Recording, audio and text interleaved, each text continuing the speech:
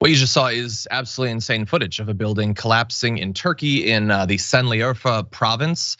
That is a representative sample of the absolute devastation that is going on across a very wide area. Devastation not just to property, but also tragically to lives. And the initial numbers a day or more ago was already bad. And now we believe, as of when we're recording this, well over 2,300 people have perished in Turkey and in areas of Syria as well. Well, many thousands more either already missing and recovered or not yet found. And so in these sorts of situations, those numbers are going to go up. That is the devastating truth.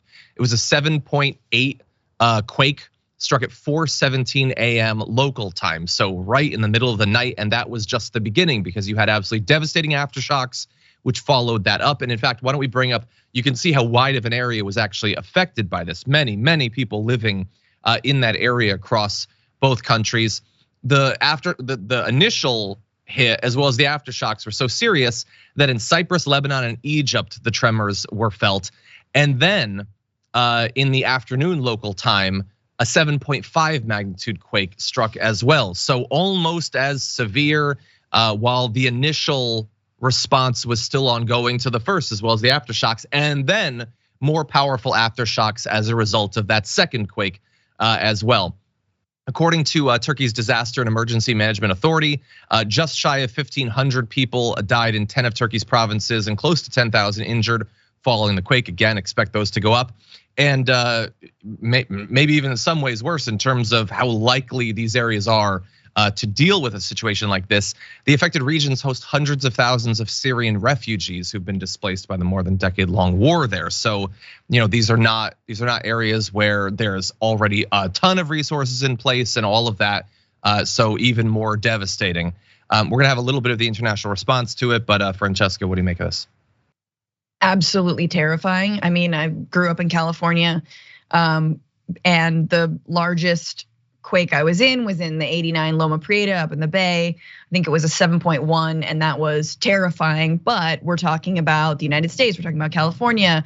We're talking about a place that has been fortified for earthquake safety for a long time, and has even more so since then. So this is an area that, while there are some earthquakes, it's definitely not accustomed to. I think the last one was 20 years ago, not accustomed to getting regular quakes. Yeah. And of course, you're talking about people living in not even precarious situations, just buildings that are not designed to withstand an earthquake of this magnitude or really any magnitude. I mean, you're talking about like aftershocks and like people who felt it, miles and miles away. Even a 5-pointer can do damage. So yeah, just like so much love and goes out and empathy as Californians who live on other fault lines have.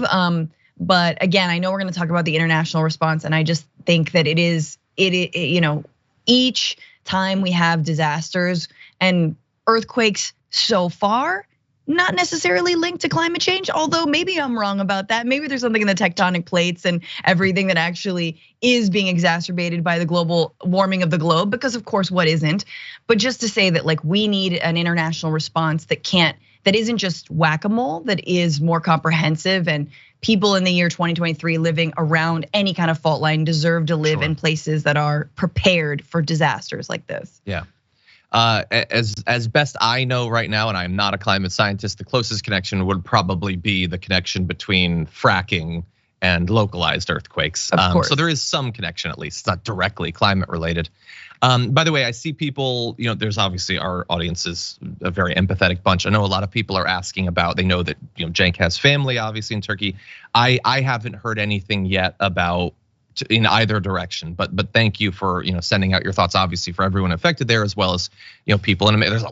There's a lot of people in America who have family back in either Turkey, Syria, and these areas and all of that. So absolutely devastating.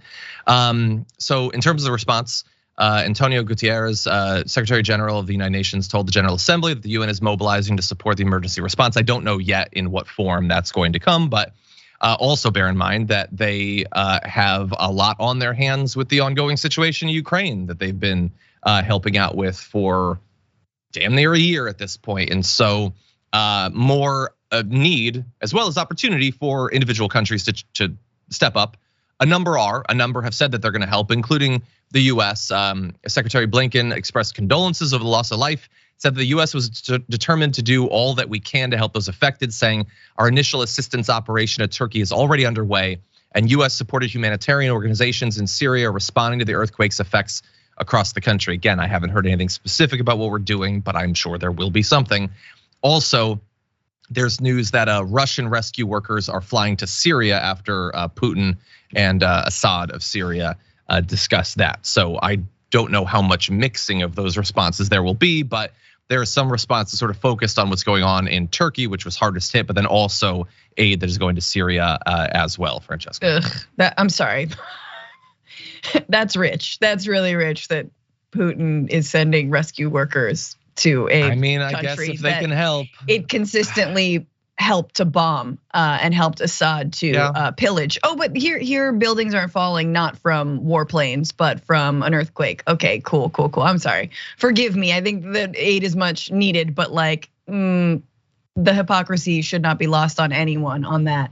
I guess the thing, whenever natural disasters happen like this, you keep on coming back to the idea that the world that libertarians want and the world that, the MAGA, Bannonites want, which is dismantle the administrative state, does not work in any kind of real world. Like, does not work when you have a natural disaster and you're like, gee, should we descend into a Walking Dead future, or should we have some kind of government that can, assist people? Or is that gonna be a pay to play type situation? So once again, libertarianism only working in a petri dish of people's minds.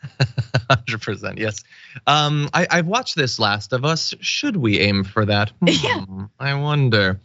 Yeah, and I know I see some speculation in the chat. I'm like, the people are like, so is Putin going to conscript 500,000 people to go help out in Syria? Seriously? No, that's for more close stuff. But anyway, some political snark aside, the situation is deadly serious. Thousands of people have already died. Far more likely will die as a result of it. And even those who haven't, like, how many people have lost their livelihoods, have lost their homes, have lost everything that they own, have lost a family member, have lost a friend. This is going to affect many people for a very long time in this area. And with the aftershocks and all that, we're not even 100% sure that we're totally out of this. There could be more earthquakes to come. Well, that we'll have to see, and where these terrible numbers end up also. But if you can assist, I know I don't yet have anything solid in terms of charities that I know are 100% reputable, and there's always concerns in the aftermath of tragedies like this. But I am sure there are people who are organizing help where you can get involved in addition to the state level response.